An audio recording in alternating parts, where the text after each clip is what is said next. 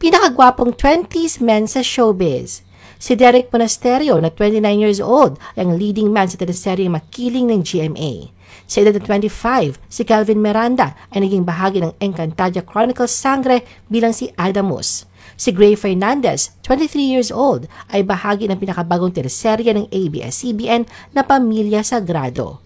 Sinalubong ni Daniel Padilla kanyang 29th birthday sa pamamagitan ng pagbubukas ng isang bagong theme park sa Batangas, kung saan isa raw siya sa mga co-owners.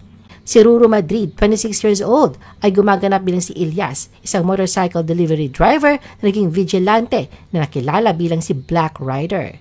Ginanap naman ang ingranding 21st birthday celebration ni Kyle Echari sa Top of the Alpha, Makati City na may temang black and white.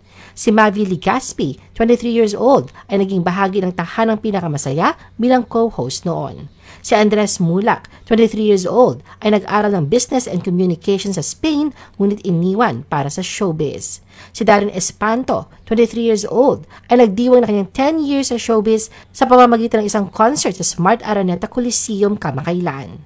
Si Elijah Canlas, 24 years old, ay hinahangaan ng mga manonood ngayon sa kanyang pagganap sa FPJ's Batang Quiapo.